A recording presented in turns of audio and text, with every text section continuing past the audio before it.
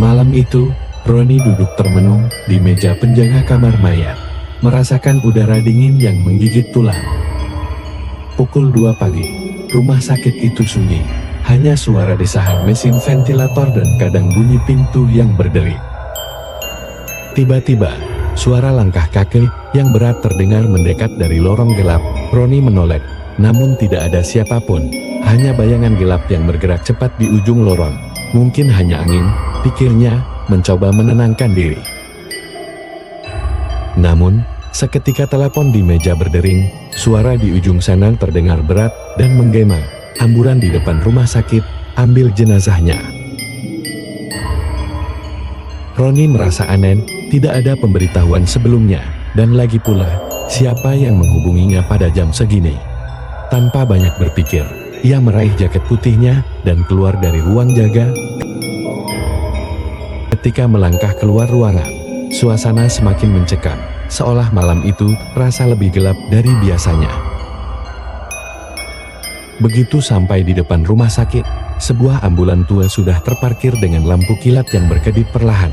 Pintu belakangnya terbuka, dan seorang pria berdiri di sana, mengenakan pakaian hitam lusuh, tampak kelelahan. Bawa jenazah ini ke kamar mayat, katanya sambil menunjuk ke dalam ambulans. Namun, yang paling mencurigakan adalah bagaimana pria itu tampak seolah mengenalnya. "Kamu Roni kan?" ujar pria itu dengan suara serak.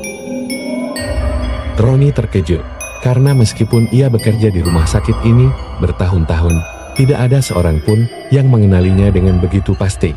Tanpa banyak bicara, pria itu menyuruhnya untuk mengambil jenazah di belakang ambulans. Roni melangkah menuju ambulans, hati berdegup kencang. Saat membuka pintu belakang, ia melihat sebuah kantong jenazah tergeletak di dalam, terbungkus rapat. Ia menarik nafas dalam-dalam dan mulai mengangkatnya.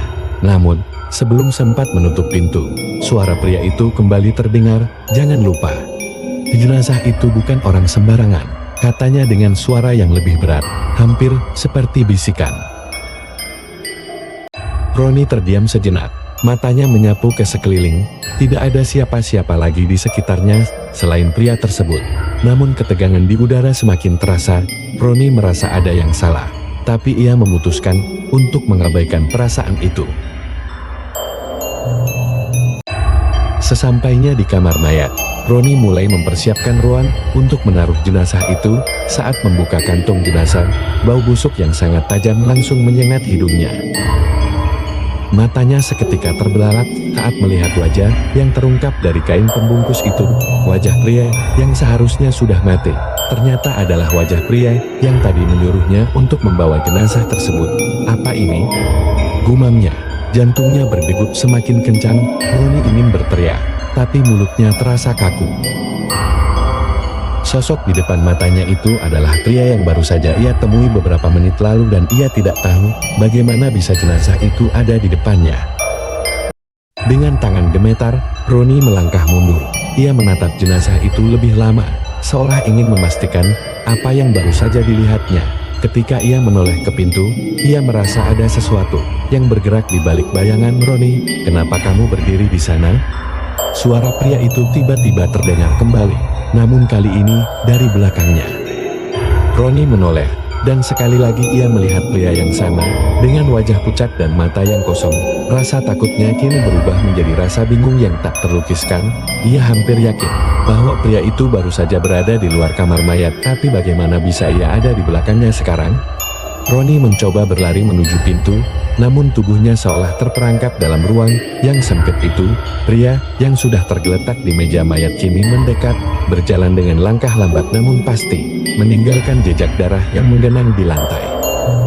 "Jangan pergi Roni," suara pria itu terdengar lebih dalam, penuh ancaman. Roni merasa tubuhnya terikat dengan sesuatu yang tidak bisa ia pahami. Suara itu semakin dekat, semakin jelas, namun tubuhnya tak bisa bergerak.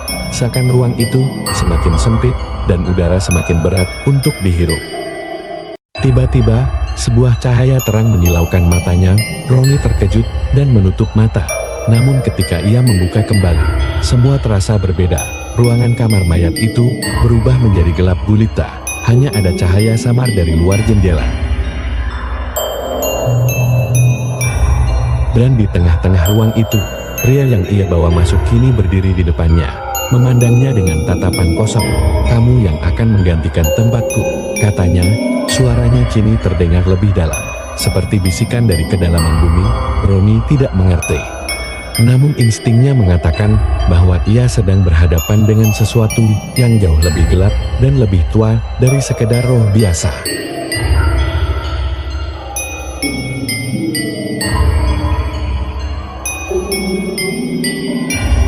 Roni mencoba menggapai pintu, namun sepertinya semakin jauh dari jangkauannya. Ketika ia menoleh kembali, pria itu sudah tidak ada.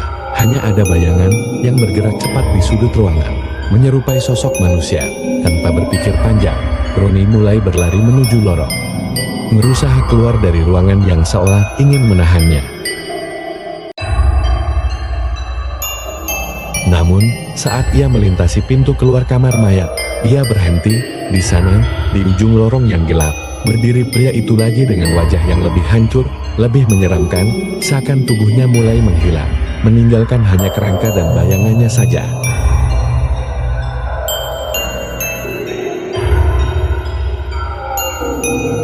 Roni ingin berteriak, tapi tak ada suara yang keluar.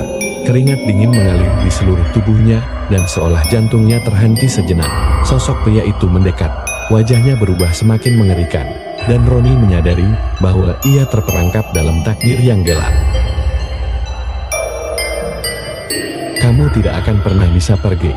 Suara itu terdengar sekali lagi, kali ini lebih jelas dan menggema di dalam kepalanya. Roni terjatuh, dan sesaat sebelum kesadarannya menghilang, ia menyadari bahwa ia tidak akan pernah meninggalkan kamar mayat ini, karena ia adalah bagian dari kisah itu, sekarang dan selamanya.